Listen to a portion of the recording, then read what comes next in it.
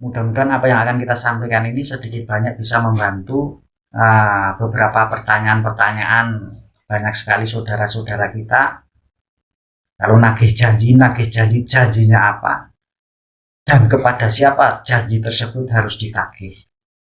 Karena memang kalau kita bicara masalah sabdo palon nagih janji itu tidak lepas dengan budaya sejarah masa lalu yang memang itu tertulis kisah awal-awal berkembangnya Islam di Nusantara ini, yaitu pada akhir-akhir kerajaan Majapahit, yaitu yang dipimpin oleh Prabu Brawijaya V, di mana Prabu Brawijaya V tersebut mempunyai sesepuh, mempunyai penasihat Sabdo Palon Noyo Ginggong.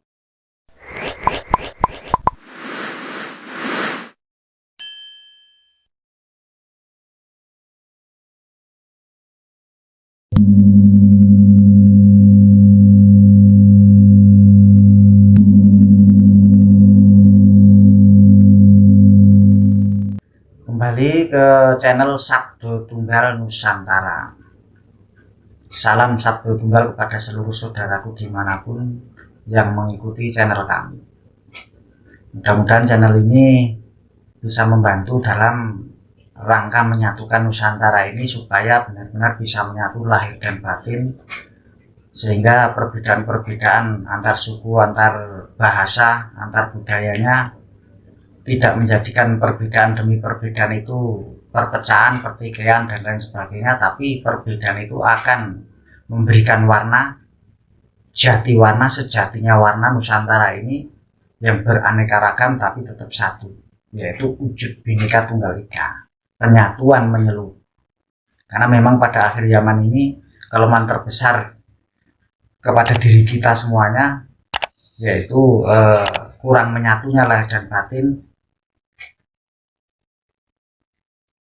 kurangnya atau krisisnya kepercayaan terhadap saudara-saudaranya, saling curiga satu dengan yang lain. Itulah yang menjadikan bangsa yang besar ini menjadi kurang dihargai oleh bangsa yang lain, karena memang terjadi perpecahan demi perpecahan, pertikaian demi pertikaian,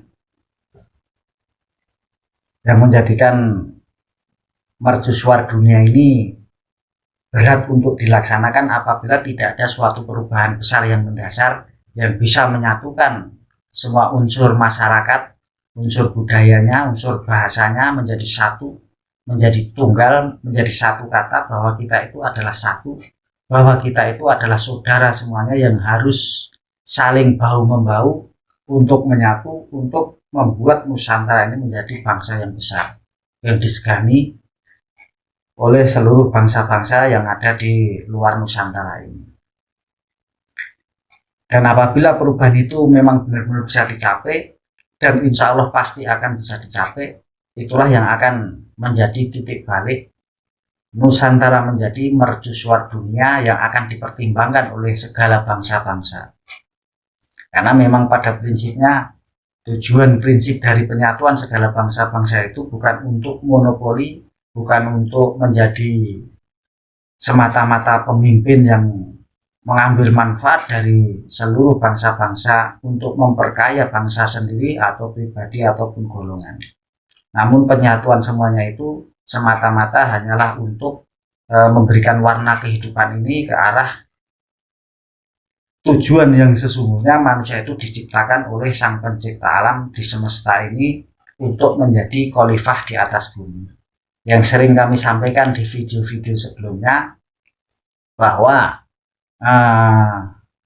khalifah di atas bumi ini bukan cuman sekedar memimpin ras manusianya saja, tapi khalifah di atas bumi ini adalah untuk memimpin sehingga alam semesta ini, baik buminya, airnya, udaranya, dan juga penghuni-penghuni serta isinya, semuanya itu benar-benar bisa seimbang sehingga bisa makmur, tidak terjadi kerusakan demi kerusakan, baik kerusakan lingkungan, kerusakan alam, kerusakan udara, kerusakan air, kerusakan bumi, dan kerusakan akhlak manusia itu sendiri.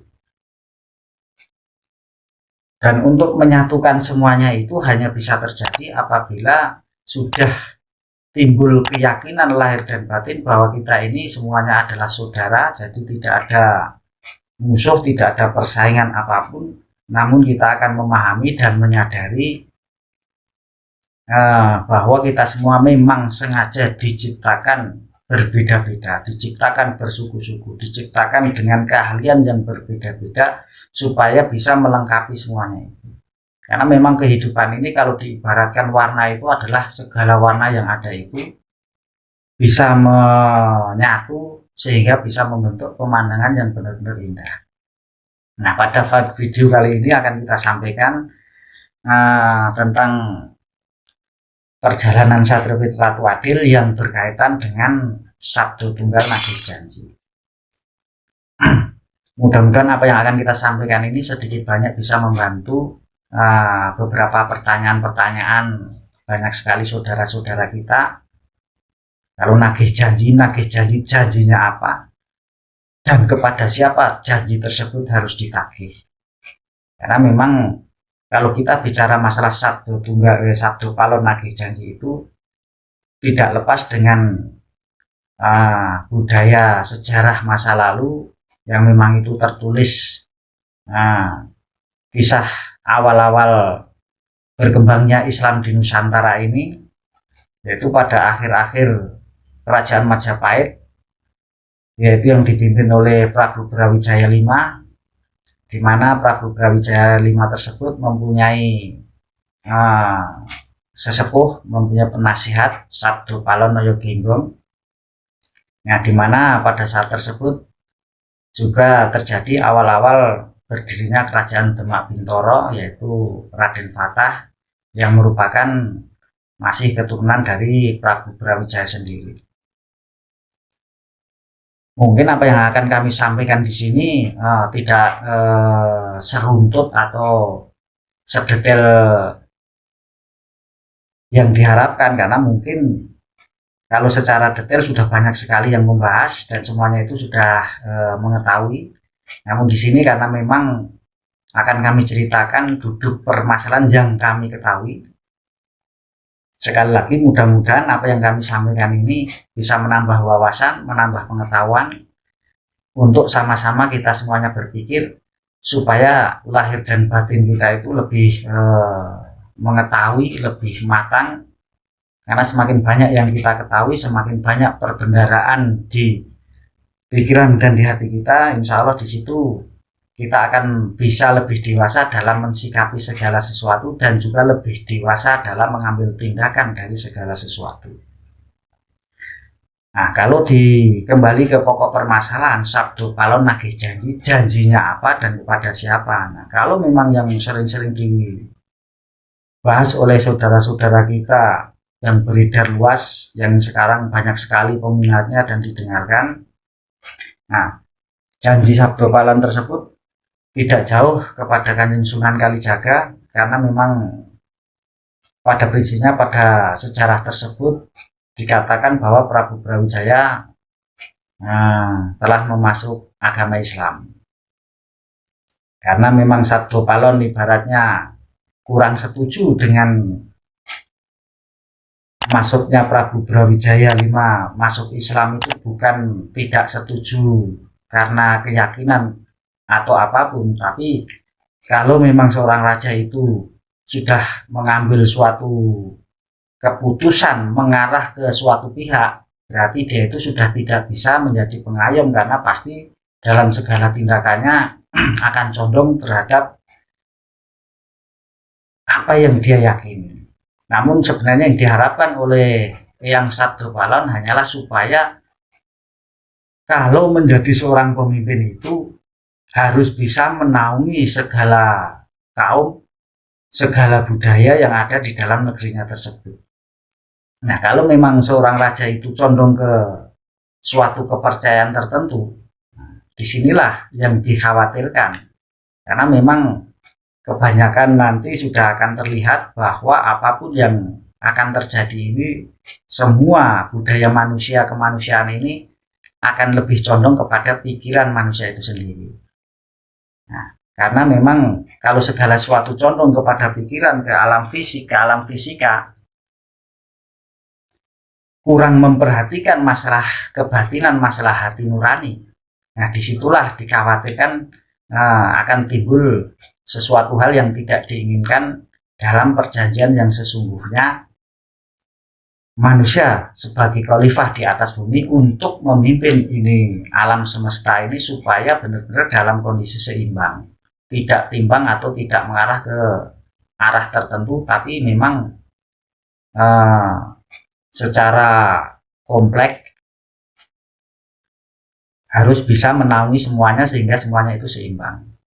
Nah, kalau kembali ke perjanjian Sabdo Palon nagih janji tadi, kalau yang kami ketahui sesuai dengan apa yang kami pelajari, emang ada sebagian yang ke sana, namun pada prinsipnya perjanjian yang sesungguhnya yang ditagih oleh yang Sabdo Palon itu bukan semata-mata itu saja. Karena kalau kita mau membahas ke sana, kita harus flashback kembali melihat ke video-video kami yang sebelumnya yang pernah kami sampaikan bahwa sebelum alam raya diciptakan, yang diciptakan itu pertama kali oleh Sang Maha Pencipta ini hanyalah berupa cahaya.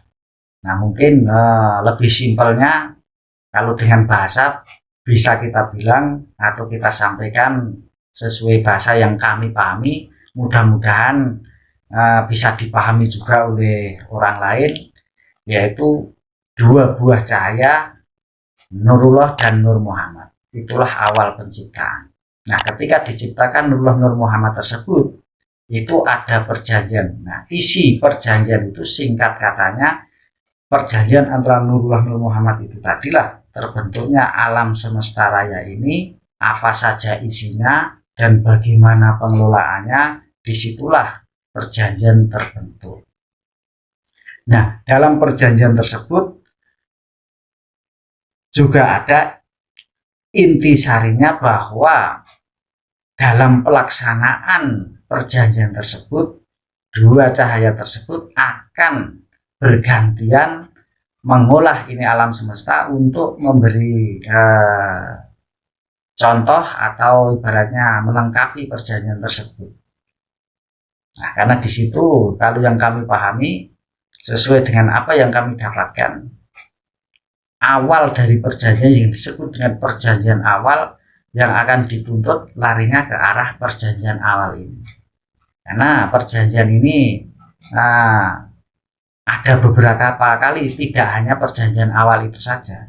Karena ada perjanjian baru, ada perjanjian akhir. Nah, kalau kita bicara masalah apa yang sebenarnya dituntut atau ditagih oleh Eyang Sabdo Palon atau Eyang Semar ini, sebenarnya semuanya mengarah kepada perjanjian demi perjanjian sebelum alam raya diciptakan. Nah, mungkin bagi banyak sekali penganut aliran kepercayaan ataupun juga agama samawi, agama yang diklaim dari agama langit yang turun langsung dari Sang Pencipta, bahwa manusia ini bukan satu-satunya, bukan makhluk yang pertama yang menghuni bumi ini, yang mengelola bumi ini, atau yang menjadi khalifah di atas bumi ini. Karena memang sebelum manusia, peradaban manusia keturunan Adam ini ada, sudah ada dua peradaban sebelumnya yang menghuni bumi ini. Karena memang sesuai dengan perjanjian tersebut bahwa dua cahaya tersebut akan bergantian dalam memimpin bumi ini. Dan pada akhir perjalanan, akhirnya bumi ini, yaitu di akhir zaman, dalam perjanjian tersebut prinsipnya bahwa dua cahaya tersebut akan bersatu untuk mengatur alam semesta ini turun bersamaan. Nah, kalau kita membahas masalah Sabdo Palon nagih janji, nah sebenarnya akan kita runtutkan dari sejarah awal tadi, karena memang tidak bisa dilepaskan. Karena kalau tidak kita ceritakan dari awal, nah mungkin ibaratnya akan banyak sekali terjadi perbedaan yang semakin meruncing Sehingga apa yang menjadi tujuan daripada turunnya perjalanan akhir zaman ini akan lebih susah tercapai lagi, akan lebih sulit untuk bisa tercapai lagi. Nah, setelah Nurullah turun, nah, sesuai dengan yang kami dapatkan, inilah yang berwujud atau mempunyai wadah atau mempunyai raga yang saya sebut dengan istilah Eyang Semar. Jadi mungkin kami di sini kami sampaikan kami ada sedikit berbeda dengan saudara-saudara kita yang di sana, bahwa dikatakan bahwa Eyang Semar itu adalah salah satu dari keturunan Nabiullah Adam sendiri. Namun di sini kami mempunyai sedikit perbedaan, bahwa kami meyakini dengan apa yang kami dapatkan bahwa Eyang Semar itu adalah perwakilan wujud dari Nurullah itu sendiri. Karena dari Nurullah itu sendiri setelah wujud Eyang Semar, karena memang karena wujudnya itu adalah dari Nurullah itu untuk pembelajaran atau pengetahuan masalah hal-hal yang bersifat rohani atau bersifat gaib. Nah, apa yang kami sampaikan di sini mungkin tidak bisa sedetail-detailnya, karena memang kalau secara detail akan memakan waktu yang sangat panjang. Sedangkan kami harus menyampaikan pada prinsipnya. Yang akan kami bahas di sini adalah menyampaikan tentang Sabdo Tunggal, Sabdo Palon Nagih Janji. Nah, karena Sabdo Palon Nagih Janji itu tadi erat sekali atau tidak bisa dipisahkan dari sejarah tersebut, supaya ibaratnya itu lebih jelas, lebih gamblang dipahami kita semua.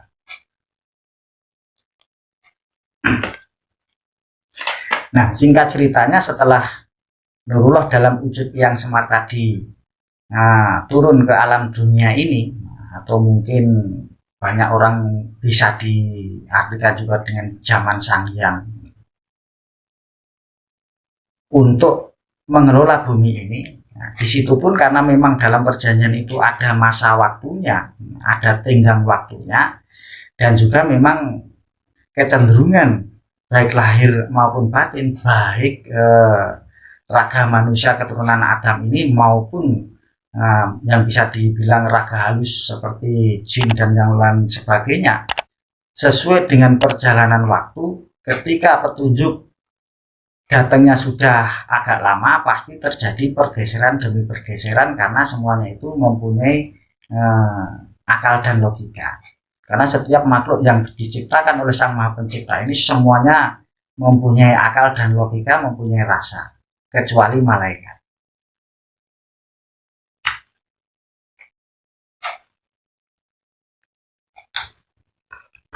Karena kalau memang malaikat itu diciptakan sebagai makhluk khusus untuk tugas-tugas khusus, tugas-tugas tertentu, di mana satu malaikat itu hanya mempunyai satu tugas selama kehidupannya. Nah, sedangkan yang untuk melaksanakan kehidupan sebagai khalifah di atas bumi ini, karena kita katakan sebagai 3 periode, bisa dibilang yang akan kami bahas di sini, karena yang pada prinsipnya perjanjian itu adalah perjanjian antara Nurullah dan Nur Muhammad. Nah, intisari dari perjanjian tersebut pada prinsipnya adalah perjanjian antara Nurullah dan Nur Muhammad, di mana apabila Nurullah yang memimpin bumi ini, yang berhak menagih janji adalah Nur Muhammad. Kalau Nur Muhammad yang sedang memimpin di atas bumi ini, yang berhak menuntut perjanjian adalah Nurullah. Nah, karena memang Eyang Semar dalam perwujudan daripada Nurullah tersebut sekarang ini tidak dalam rangka sebagai yang di depan dalam menjadi khalifah di atas bumi, namun pada periode ini pada prinsipnya bahwa Nabiullah Adam itu adalah wakil atau perwujudan daripada Nur Muhammad tersebut. Nah, sebenarnya yang terjadi perjanjian itu adalah antara Nurullah dan Nur Muhammad, sedangkan Nurullah itu ada wakilnya, Nur Muhammad ada wakilnya. Nah, yang akan kami sampaikan di sini pada prinsipnya bahwa wakil daripada Nurullah itulah Eyang Semar, sedangkan perwakilan daripada Nur Muhammad itulah Nabiullah Adam berikut seluruh anak turun beliau. Nah, disinilah yang namanya budaya. Mungkin kalau orang mengatakan bahwa Eyang Semar itu dulu pertama kali diturunnya di Pulau Kalimantan, terus langsung pindah ke Pulau Jawa ibaratnya. Nah, awal peradaban sesungguhnya yang di Pulau Jawa ini makanya tidak lepas dari Eyang Semar, dari Eyang Sabtu Balon dan nama-nama yang lain yang dipakai oleh beliau. Beliaulah yang mempunyai wewenang atau mempunyai hak atau kewajiban untuk membimbing anak turunnya yang ada di Pulau Jawa ini. Nah, kalau kembali ke permasalahan awal tadi, setelah Eyang Semar diturunkan atau turun di alam dunia ini untuk menjalankan perjanjian awalnya, untuk mengelola ini bumi, untuk menjadi khalifah di atas bumi. Karena memang sudah ada perjanjian, itu pun ada waktunya. Sesuai dengan perjalanan waktu, waktu demi waktu ada pergeseran demi pergeseran yang tidak sesuai dengan perjanjian tersebut. Maka disitulah terjadi peperangan, terjadi kekacauan, terjadi perpecahan antara satu kaum dan kaum yang lainnya, sama persis seperti apa yang terjadi sekarang ini, sehingga terjadi pertumpahan darah, terjadi kerusakan alam semesta. Nah, karena memang kerusakan dan kerusakan itu sesuai dengan prinsip kehidupan, sesuai dengan perjalanan waktu, pasti akan terjadi. Nah, di dalam perjanjian awal itu pun setiap jangka waktu tertentu sesuai dengan perhitungan yang sudah diperjanjikan akan diturunkan utusan demi utusan untuk kembali mengingatkan pedoman prinsip dasar daripada tatanan awal yang sesungguhnya.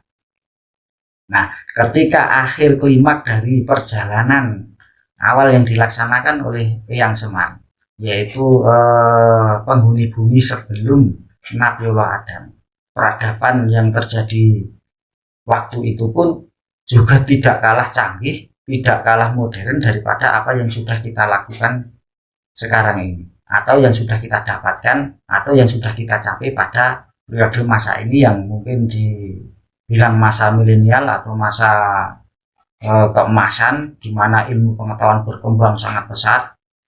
Namun perlu kami sampaikan bahwa tidak ada yang baru di dunia ini. Walaupun sekarang ini merasa paling modern, segala sesuatu ada, segala pengetahuan bisa dicapai, namun saat ini pun juga belum bisa mengalahkan peradaban-peradaban masa lalu. Nah, setelah akhir cerita daripada perjalanan sebelum Nabiullah Adam, yaitu perjalanan Eyang Semar, Eyang Ismoyo Jati, nah terjadi kekacauan besar. Disitulah terjadi kiamat awal, yaitu ketika peradaban mau tidak mau harus gulung tikar atau dikembalikan sesuai dengan perjanjian kepengurusan atau kepemimpinan alam semesta, kepemimpinan di bumi ini diserahkan kepada Nur Muhammad. Nah, yang jadi pertanyaan, apakah setelah datang kiamat awal tadi, kiamat yang pertama tadi, seluruh peradaban musnah habis? Mungkin disinilah yang akan sedikit kami sampaikan sesuai dengan apa yang kami dapatkan. Peradaban tersebut masih ada, walaupun tidak terlalu banyak atau gimana gitu. Namun peradaban tersebut tetap tersisa.